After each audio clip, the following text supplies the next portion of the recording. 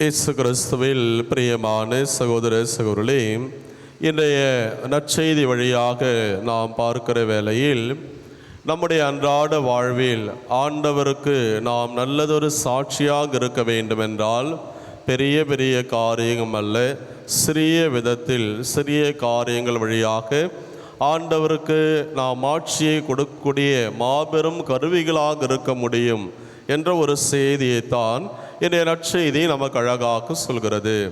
தமிழிலே அழகான பழமொழிகள் எல்லாம் நாம் கேட்பதுண்டு.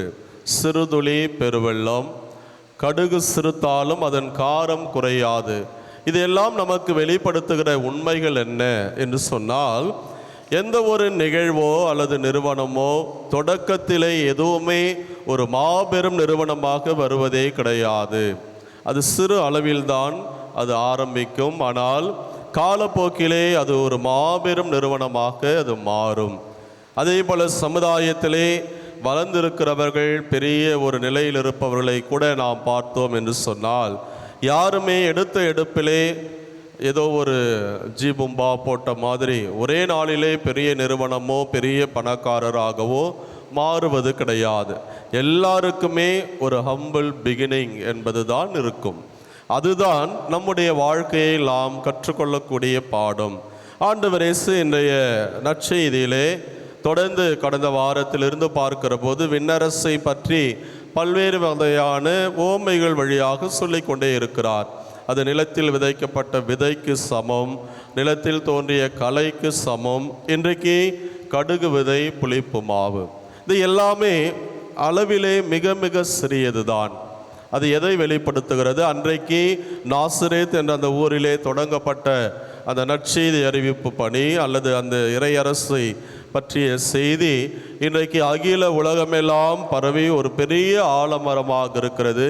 மாபெரும் இந்த திரு அவை உருவாவதற்கு அது ஒரு பெரிய காரணமாக இருக்கிறது. எனவே ஆண்டவர் நம்மிடம் இருந்து எதிர்பார்க்கக்கூடிய காரியம், உன்னால் ஒவ்வொரு நாளும் உன்னுடைய வாழ்க்கையிலே நீ கடுகு விதையை போல இருந்தாலும் சிறிய சிறிய காரியங்கள் வழியாக ஒரு மாற்றத்தை உன்னிலும் உன்னோடு இருக்கிற சமுதாயத்திலும் நீ கொண்டு வர முடியும்.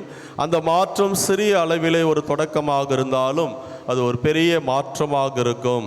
எனவே உன்னுடைய செயல்பாடுகள், உன்னுடைய சிந்தனைகள் சிறிய அளவில் தொடங்கப்பட்டாலும் அதன் வழியாக நீ எனக்கு சாட்சியாக இருக்க முடியும் என்பதைத்தான் ஆண்டவர் நமக்கு சொல்கிறார். அன்றைக்கு பல நேரத்திலே நாம் ஏதாவது ஒரு மாற்றத்தை கொண்டு வர வேண்டும் அல்லது நல்லதொரு எடுத்துக்காட்டான வாழ்க்கையை வாழ வேண்டும் என்று சொன்னால், ஊரே அப்படி இருக்கு, நாம் மட்டும் என்ன செய்ய முடியும்?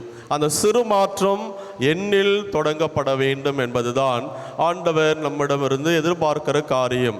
எல்லாரும் அப்படி இருக்கிறாங்க, 10ஓட 11 நானும் அதோட 1 என்று சொல்லி இன்றைக்கு அதனுடைய நீரோட்டத்திலே தான் நாம் ஓட முயற்சி எடுக்கிறோமே ஒழிய, நாம் வாழ்ந்திருக்கிற, நாம் சார்ந்திருக்கிற அந்த சமுதாயத்தை குறை சொல்ல நாம் முயற்சி எடுக்கிறோமே ஒழிய, நான் ஒரு சிறு அளவில் மாற்றத்தை கொண்டு வருவேன், என் வழியாக வரக்கூடிய அந்த மாற்றம் பெரிய ஒரு மாற்றத்துக்கு அது வழிவகுக்கும் என்பதை நாம் மறந்து விடுகிறோம். அன்புக்குரிய சகோதர சகோதரர்களே, இயேசுனுடைய வாழ்விலும் சரி, நம்முடைய இறுதி தீர்ப்பின் போதும் சரி, ஆண்டவர் பெரிய பெரிய காரியங்களை நம்மிடம் எதிர்பார்ப்பதே கிடையாது.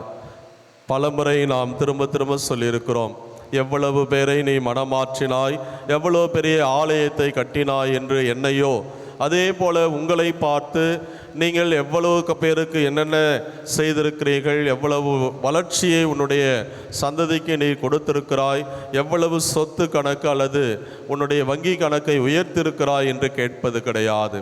அவர் கேட்பதெல்லாம் மத்தேயு நற்செய்தியிலே, சின்னம் சிறிய சகோதர சகோதரனுக்கு ஒரு கிண்ணம் தண்ணீர் கொடுத்தாயா, அவன் தாகத்தை தணித்தாயா, அவன் பசியை போக்கினாயா. இதுதான் நமக்கு தீர்ப்பின் போது கேட்கப்படக்கூடிய கேள்விகள், அதுவும் சிறியதுதான். எனவே நம்முடைய வாழ்வில் ஆண்டவர் எப்பொழுதும் எதிர்பார்ப்பது பெரிய காரியங்கள் அல்ல, சிறிய அளவில் கடுகு விதை போல சிறு சிறு காரியங்கள் இயேசுவினுடைய வாழ்வில் நாம் பார்க்கிறோம். அதைத்தான் அவர் வலியுறுத்துகிறார். புனிதர்களும் கூட பெரிய காரியங்கள் எல்லாம் செய்ததே கிடையாது. 4 சுவற்றுக்குள்ளாக எல்லா காரியத்தையும் ஆண்டவருடைய மகிமைக்காக உலக மக்களுடைய நலனுக்காக, பாவிகளுடைய மனமாற்றத்திற்காக நான் ஒப்பு கொடுக்கிறேன் என்றுதான் வாழ்ந்தார்கள். அதன் வழியாக புனித நிலையை அவர்கள் அடைந்திருக்கிறார்கள். எனவே எல்லா வாழ்க்கை சூழ்நிலையிலும் பெரிய அளவில் சிந்திப்பதை விட சிறிய அளவில் நல்லதொரு காரியங்களை நாம் செய்து அதன் வழியாக மாற்றத்தையும் இந்த சமுதாயத்திலே கொடுத்து ஆண்டவருக்கு உகந்த சாட்சிகளாக இருக்க தொடர்ந்து ஜெபிப்போம். இறைவனே நம்மை நிறைவாக ஆசீர்வதிப்பாராக. ஆமீன்.